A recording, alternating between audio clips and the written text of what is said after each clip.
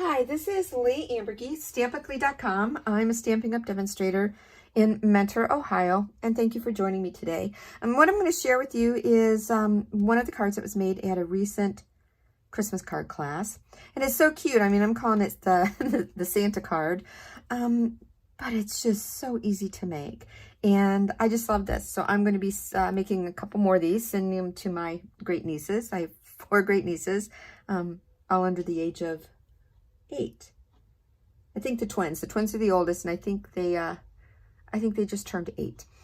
So the greeting is from the Peaceful Season stamp set, and this is offered as a bundle, but I just used the stamps. And then what I used for here is, I originally thought I was just going to stamp my greeting flat on here, but I decided to pop it up. So I popped it up with the Happy Little Things die. That's this die here. And this is an online exclusive. You'll only find this online. And it does coordinate with a online stamp set. And then the little belt buckle is from the, and that's this die, is from the Unbounded Love from the annual catalog. And again, this die set also coordinates with the stamp set. But what I want to point out to you is if you're like, oh, I love that card, but I don't have those dies. You don't need these dies to make this card. Just think a little bit outside the box. Get gold foil and just cut a rectangle or cut a square, and then cut another piece of black cardstock to put inside of that. This die actually happens to cut out a frame. So yeah, just, you know, and my belt buckle for this is, number one, I wanted to portray the belly like a bowl of jelly or whatever that goes with Santa. I wanted a wider one. But you can always, if you're cutting this from, like I said, just cut a square, you can make this a little bit more narrow if you want. And then my buttons for the Santa suit are, I used a 1/2-inch circle punch. Stampin' Up! Doesn't sell that anymore, but I mean, I have in my stash a 3/4 inch circle, a 1/2 circle, I don't know, whatever, a 3/8 circle. I sort of keep in my own stash dies like that in case I want to use them for something personally that's my own. But again, I pulled out that little here it is. It's the little 1/2-inch circle die. And I did make a disclaimer to everybody at class that, hey, this is retired, but go through and see what you've got. For example, on the trucking along punch, you could use this. It might be a little bit too big. Place it different. Go through your die. See if you have any circles in any of your die sets. So yeah, you can always figure out how to make, especially this card, work, even if you don't have the dies that I have. So let's get started with this. And what I want to do first is I want to stamp my greeting, and that's in real red ink. And hopefully I'm going to get this okay. And I'm going to move it down somewhat. Stick my head probably in the camera, and that's pretty straight. Kind of not, but close enough. I have a piece of the textured metallic specialty paper. So right there we go. And I'm going to get this set up. I've got my Stampin' Cup Mini off to the side here. I am just using some paper tape to hold everything in place so it doesn't end up shifting on me. You can use Post-it notes. You can use, I think Post-it tape. Post-it brand makes like tape. I mean, yeah, do what works for you. Use what you have. And some people don't even do that, but sometimes with my luck, especially if I'm doing something on camera, if I don't think it will shift, it shifts. Okay, throw that away. So let's see how you turned out. You look pretty good. Get rid of that.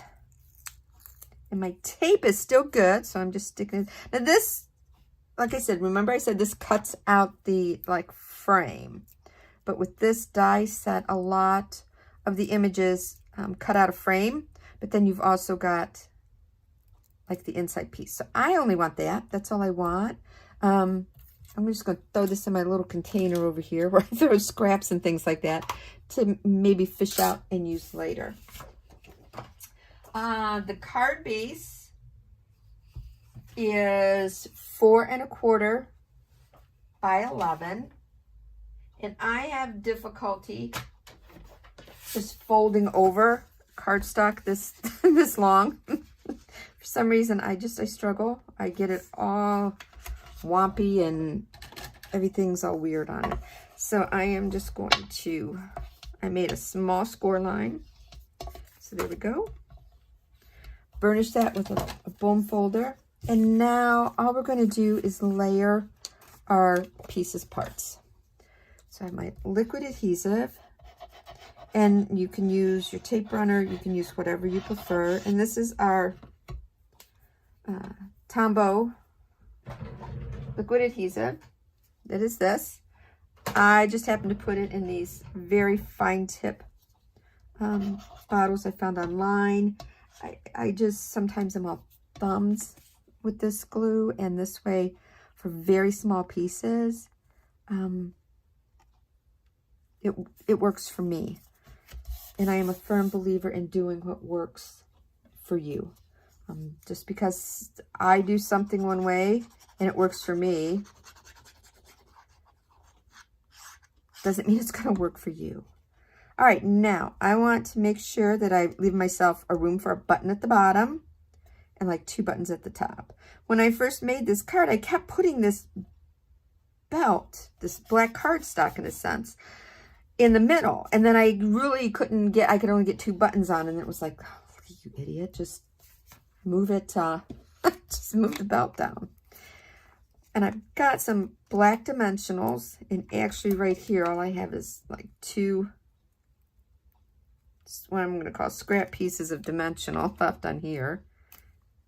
And they work. Scraps work just as well as this. And unfortunately, you're going to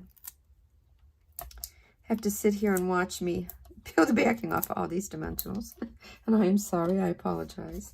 But yeah, if you're using black or Night and Navy, Early Express, if you're using dark cardstock, I love that Stampin' Up! Came out with black dimensionals. Yeah. All right, so now I want to make sure I have enough room at the bottom for my greeting. So I'm just going to place it there. And hopefully I'm going to get this centered and straight and even. And again, no guarantees. And then I'm going to put some, this is little mini dimensionals on the back of here. And if you're wondering, and that really got on there weird. Let's make sure, no, you won't be able to see it. I have a hard time picking these really tiny dimensionals up with my fingers, and that's bothering me. So we're just removing it. And we're going to place another one there. So I use a, you can use your take your pick tool. You can use paper piercer. Again, don't struggle. Find out something that's going to work for you and help you. Okay, let's see. I want to get this centered underneath the little, what I'm calling Santa suit. I think that looks good. All right, I've got my belt buckle, and I have just cleaned my glass mirror, my glass cutting mat. Just cleaned it from all the gooey residue. And so I pulled out my silicone mat in case I goobered, so I wouldn't end up getting my mat all dirty again. Okay, I think that looks like it's the center, and I think it looks like it's straight. And I'm just going to set a clear block on there for right now, so that while I am picking off the back of my dimensionals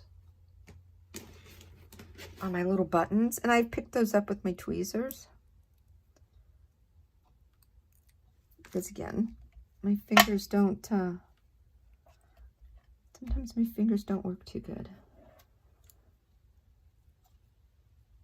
So instead of getting something down all wompy, and hopefully I can get these buttons lined up.